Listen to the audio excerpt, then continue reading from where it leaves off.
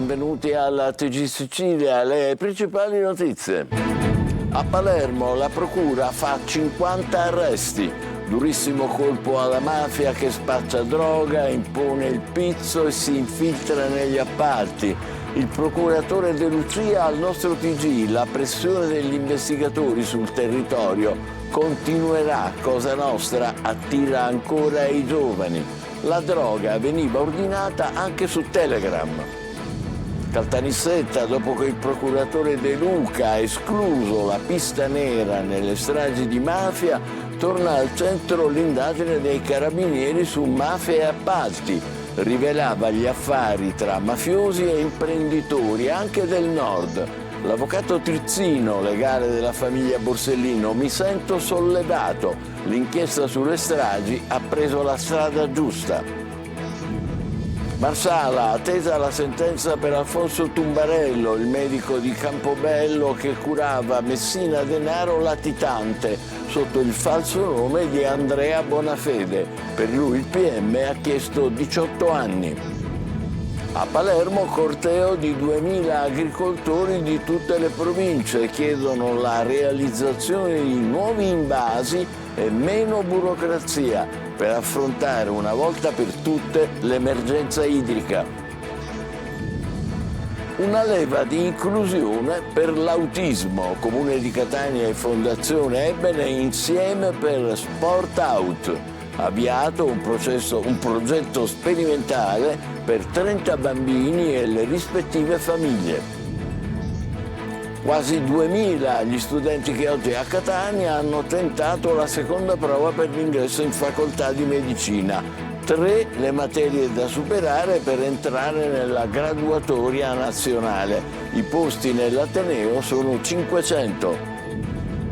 89 anni fa moriva Luigi Pirandello, il premio Nobel per la letteratura commemorato nella sua Agrigento. Studiosi, istituzioni, artisti ne celebrano insieme il genio. Catania, reduce da un filone positivo di punti e gioco, domenica in campo a Potenza. Da valutare le condizioni di Martic, Pieraccini e Donnarumma. Telecolor aumenta l'offerta delle partite trasmesse in chiaro.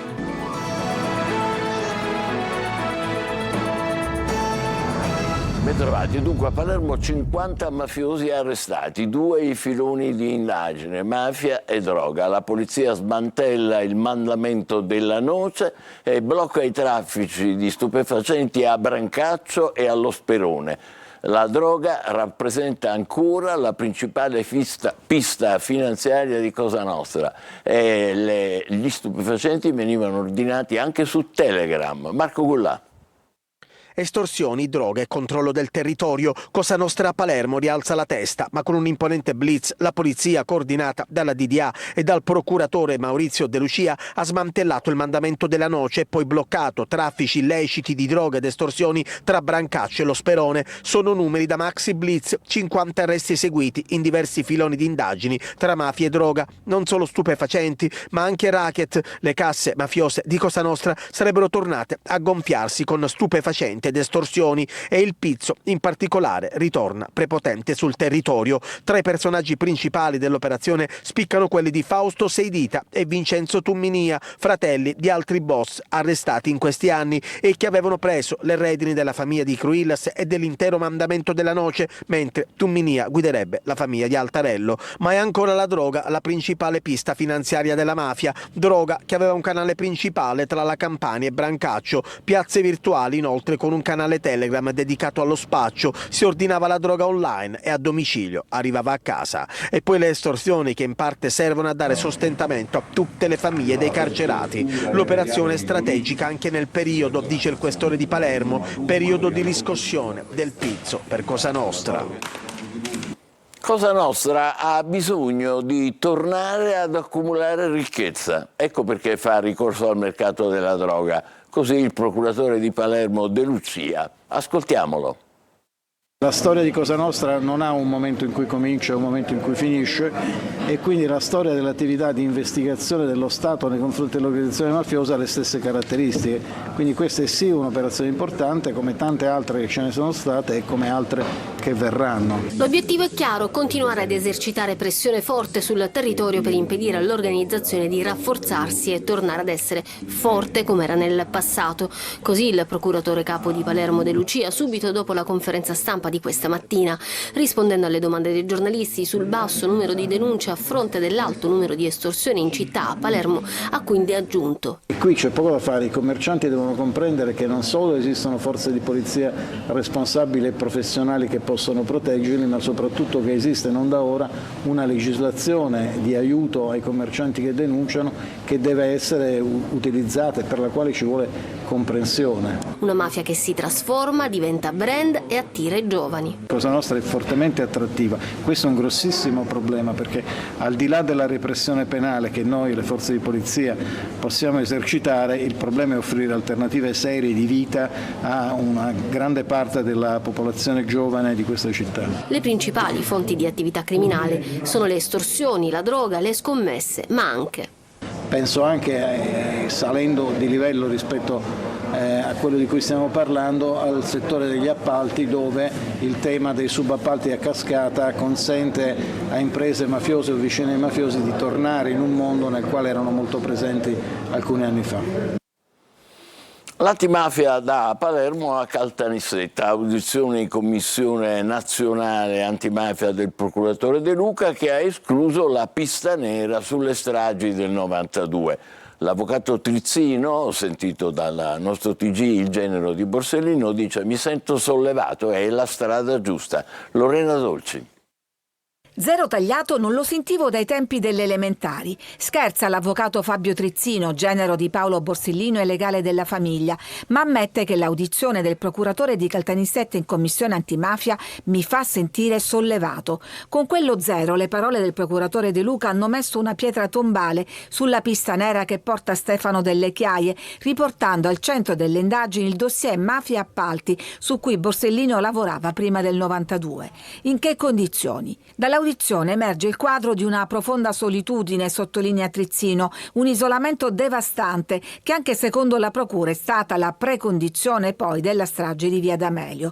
Pur non escludendo altre piste, pur avendo filoni di indagine aperti su diverse ipotesi, per la procura di Caltanissetta la concausa della strage su cui il suo ufficio ha trovato maggiori elementi e riscontri è proprio la pista mafia appalti. E lo dice una procura che non può essere accusata di essere né di destra né di sinistra, spiega l'avvocato Trizzino, che con la famiglia Borsellino ha sempre puntato il dito contro i gruppi di potere e i potentati economici che il giudice aveva messo in pericolo. Studiando le carte, aggiunge ancora, faccio fatica a ritenere che un Riina uscito vincitore dalla guerra di mafia abbia consentito a qualcuno di esterno di avere voce in capitolo.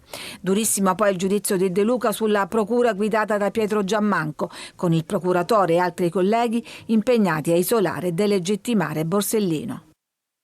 Ora a Marsala, attesa per la sentenza nei confronti di Alfonso Tumbarello, il medico di Campobello che curava durante la latitanza Messina Denaro, utilizzando il falso nome di Andrea Bonafede.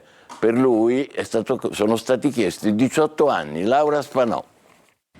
È attesa per oggi la sentenza nei confronti di Alfonso Tumbarello, il medico di Campobello di Mazzara accusato di avere curato Matteo Messina Denaro durante la latitanza. Per lui il PM Gianluca De Leo ha chiesto una condanna a 18 anni. Tumbarello è accusato di concorso esterno in associazione mafiosa e falso in atti pubblici. Per garantirgli le cure mediche per il tumore al colon di cui il boss soffriva, Tumbarello ha firmato 95 ricette per farmaci e 42 analisi, per un totale di 137 prescrizioni. I certificati medici erano a nome di Bonafede Andrea, il geometra di Campobello di Mazzara, ma in realtà erano utilizzati dall'allora boss latitante, che utilizzava proprio quell'identità per sfuggire alla cattura e farsi curare. Per il PM però il medico sapeva in realtà perfettamente che le prescrizioni erano per il boss. La sentenza, prevista in un primo momento a maggio scorso, era di fatto slittata perché il Tribunale di Marsala, davanti al quale si celebra il processo, presidente giudice Vito Marcello Saladino, aveva disposto un nuovo accertamento medico-legale e informatico assolutamente necessario, affidando il compito ad un medico legale e un ingegnere informatico. Voltiamo pagina, andiamo ad Agrigento, ancora incerto il futuro della neonata abbandonata all'ospedale dalla mamma che poi pentita è tornata sui suoi passi. La piccola è stata trasferita in un luogo protetto, la madre è ancora ricoverata, i servizi sociali valutano i provvedimenti da adottare. Davide Sardo. Dimessa e trasferita in un luogo protetto. La neonata abbandonata in ospedale ora è al sicuro. I servizi sociali valuteranno a breve quali provvedimenti adottare. La mamma invece è ancora ricoverata e sotto osservazione. La storia arriva da San Giovanni di Dio di Agrigento. La giovane siciliana era arrivata al pronto soccorso in travaglio. Il parto cesareo è andato bene. La bambina stava bene. Poco dopo però la madre decide di lasciarla e scappare. Ore dopo torna, forse pentita, ma trova la polizia, avvisata dai medici. La donna accusa un malore e viene ricoverata di nuovo. La procura di Agrigento e quella per i minorenni sono state informate. Ora i servizi sociali stanno valutando il futuro della piccola, tutela in struttura, affido temporaneo o un percorso di sostegno familiare se possibile. Una vicenda fragile e complessa. Il destino della neonata sarà deciso nelle prossime ore. Lotta alla crisi idrica, in 7.000 hanno sfilato oggi a Palermo contro una gestione che definiscono schizofrenica dell'acqua pubblica. E così, nonostante la pioggia di queste settimane, città come Agrigento e Trapani sono ancora in sofferenza. La protesta organizzata dalla Coldiretti la racconta Marco Gullà. Agricoltori e produttori della Coldiretti hanno sfilato questa mattina per le vie centrali di Palermo per dire basta ad una gestione dell'acqua schizofrenica. Non è possibile avere ancora dighe che disperdono acqua in mare, reti colabrodo, sistemi di distribuzione arcaici che nulla hanno a che vedere con un'agricoltura moderna, dicono i manifestanti, in tutto circa 7.000. Basta soprattutto vedere acqua che continua a essere svasata dalle nostre dighe. Chiediamo un piano invasi che permetta di distribuire l'acqua anche nel periodo invernale in maniera tale da avere un coefficiente idrico più alto anche nel periodo estivo. Problema acqua in città come Agrigento e Trapani anche a causa di una burocrazia asfissiante. La Coldiretti propone per far fronte all'emergenza una strategia organica con un progetto regionale per la realizzazione di sistemi di pompaggio, riutilizzo delle acque depurate e raccolta della pioggia. Parliamo sempre di emergenza, ci siamo un poco scocciati, dobbiamo cominciare a pensare in maniera funzionale a risolvere il problema dell'acqua. Catania adesso, una leva di inclusione per l'autismo. Comune e Fondazione Ebbene insieme per Sport Out. È stato avviato un progetto sperimentale per 30 bambini che hanno lo spettro autistico e le rispettive famiglie. Tonino De Mana. Collaborazioni virtuose per un cambio di passo verso l'inclusione. Il sindaco Trantino lo afferma con un pizzico di orgoglio in conferenza stampa presentando il progetto Sport Out, promosso dalla Fondazione Ebbene in coprogettazione con il Comune di Catania. L'iniziativa intende migliorare la qualità della vita di 30 bambini con spettro autistico attraverso attività sportive mirate a favorire benessere, autonomia e socializzazione. È un connubio importante, sport e disabilità nel caso di specie dello spettro autistico e ovviamente lo sport diventa uno strumento essenziale per la socializzazione, quindi sport diventa inclusione.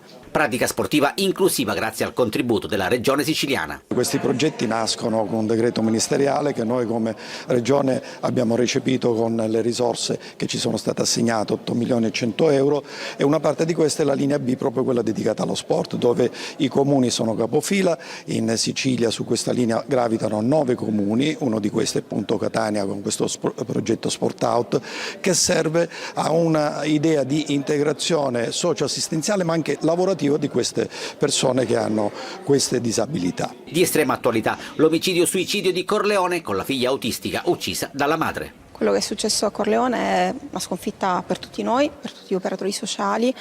Questi progetti servono non solo ai ragazzi, ma servono perché aiutano le famiglie a non essere sole, servono a vedere un cambiamento nella vita dei ragazzi, servono a costruire una normalità di cui spesso i familiari sentono il bisogno. Sport Out è un mosaico di competenze che unisce istituzioni, terzo settore e realtà sportive in un lavoro condiviso al servizio delle famiglie. Quasi 2000 gli studenti che oggi sempre a Catania hanno tentato con la seconda prova l'ingresso nella facoltà di medicina. 3 le materie da superare per entrare nella graduatoria nazionale. I posti nell'Ateneo sono 500. Adelaide Barbagallo. Seconda opportunità per i ragazzi che vogliono entrare nella facoltà di medicina, 500 posti a Catania, i candidati sono 1786 e dovranno superare 3 esami. La materia più ostica fisica, quasi tutti gli studenti hanno deciso di riprovare l'esame, dei 1786 sono 1731. È andata meglio ma non certo bene nelle altre 2 materie, 1356 gli studenti che hanno deciso di rifare l'esame di biologia e 1588 quelli di chimica.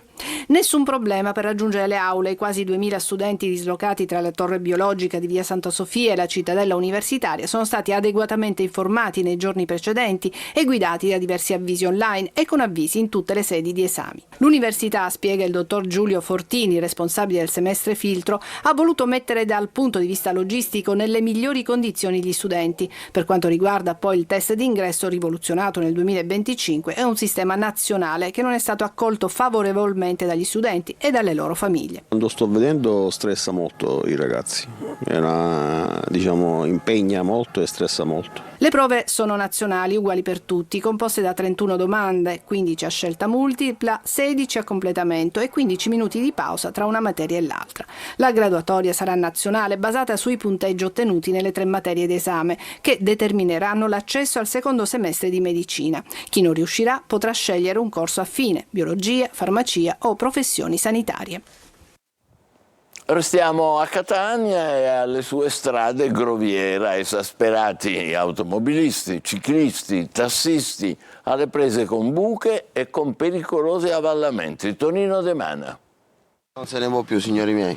Tutti esasperati tutti, dagli automobilisti ai ciclisti, dagli autisti di bus ai tassisti, alle prese con buche ed avvallamenti che rendono il transito pericoloso e dispendioso, facendo però la gioia di gommisti e meccanici. Altro che Etna, i crateri si trovano anche in pieno centro a Catania. Questa voragine dà il benvenuto a chi proviene dal porto e sotto gli archi della Marina non va meglio, visto che da anni si va avanti solo a rattoppi. Situazione ancor più complicata in via 6 aprile, ridotta ad un sentiero di guerra. Qui raccogliamo lo sfogo di un autista di bus che percorre ogni giorno il tratto Centuripe-Catania. Buche, rischiamo di spaccare qualche gomma. Con la macchina bene o male si riesce a svigolare, ma con l'autobus è più complicato evitare una buca. Certo, le prendiamo piano piano, però facciamo lo stesso. Sembra bombardato il Viale della Libertà, dove segnaliamo una serie di buche all'altezza di Piazza Principessa Yolanda. Vado a piedi, ci sono tantissime buche, sì, e faccio fatica con la bicicletta, soprattutto in questa via Umberto. Corsia preferenziale solo di nome, con buche ed avvallamenti che rendono problematico il transito di autobus, taxi e persino mezzi di soccorso. Immaginate il paziente a bordo di quest'ambulanza. Alle lamentele si aggiungono anche pedoni e negozianti. Però se non c'è manutenzione è chiaro che poi le cose vanno sempre per peggiorare. Ma quanto è fastidioso ascoltare il rumore dei mezzi che passano sulle buche? Allora è molto fastidioso, anche perché io ci sto tutto il giorno qua, quindi ne sento continuamente. E nei quartieri periferici è anche peggio, basti pensare ai crateri di San Giovanni Galermo. Ad Agrigento adesso, dove il Palacongressi ha ospitato la cerimonia per l'89esimo della morte di Luigi Pirandello, studiosi, istituzioni e artisti insieme per celebrare il genio di Agrigento. Letture, interventi accademici per un omaggio che anche gli studenti hanno trasformato da commemorazione in un vero viaggio nell'eredità sempre attuale del premio Nobel. Davide Sardo. 89 anni senza Luigi Pirandello, ma ad Agrigento la sua voce, la sua visione, il suo pensiero continuano a risuonare più vivi che mai. Al Palacongressi studiosi, attori e studenti hanno ricordato oggi il genio che ha cambiato per sempre la letteratura italiana. Penso che Pirandello oggi come allora abbia questo giudizio delle maschere che è ancora attualissimo e anzi oggi più che mai. E il giudizio sicuramente che avrebbe ai giorni nostri sarebbe sicuramente molto più aspro rispetto a quello dei suoi tempi sicuramente. Rappresenta quello che è la crescita personale per gli adolescenti di questo periodo, più che altro perché gli adolescenti nei social non riescono più a trovare quello che è il vero essere di loro stessi. Una mattinata di studi e testimonianze dal Centro Nazionale Studi Pirandelliani ai docenti provenienti da tutta Italia per ribadire l'attualità di un autore che continua a interrogare il nostro tempo. Forse quello che si potrebbe fare, secondo me, sarebbe ampliare o diversificare, differenziare le opere che di solito noi leggiamo di Pirandello. Forse bisognerebbe anche riscoprire alcuni drammi, come per esempio Come tu mi vuoi, che io trovo di un'attualità davvero incredibile, con tanti legami con la storia. Spazio anche alla lettura di Catena Ronica e all'omaggio del progetto Pirandello. Un applauso che diventa un ponte tra passato e futuro in una città che non smette di onorare il suo figlio più illustre. È il momento della nostra pausa per il calcio tra poco, il Catania domenica a Potenza e poi le nuove offerte delle partite da Telecolor. State con noi, vi aspetto.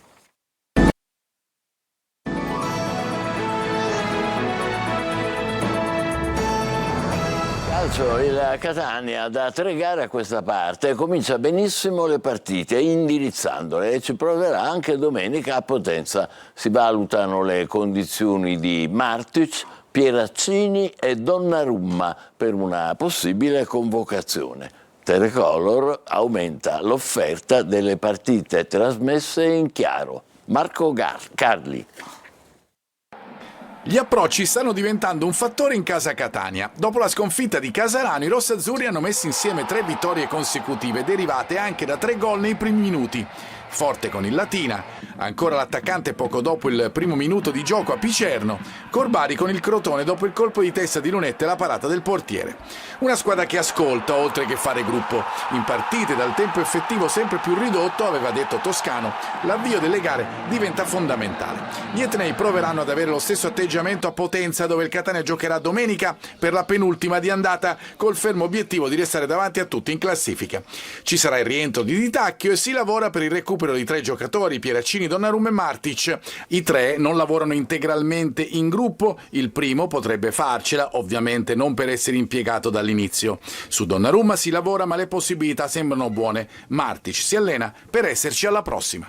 Intanto Telecolor fa un regalo di Natale ai tifosi aumentando la produzione legata al Catania. Dopo essersi aggiudicata per questa stagione i diritti esclusivi del pacchetto dirette differite sintesi del club rossazzurro, la nostra emittente compie un altro passo avanti integrando la propria offerta con altre 3 gare esterne da trasmettere in chiaro, oltre a quelle già acquisite in avvio di campionato. Una larghissima parte del cammino in trasferta della squadra di Toscano nel corso del girone di ritorno sarà dunque visibile gratis su Telecolor. Buone notizie dunque, almeno in conclusione. Ci fermiamo qui, grazie per essere stati con noi, l'appuntamento è per le 20, buon pomeriggio.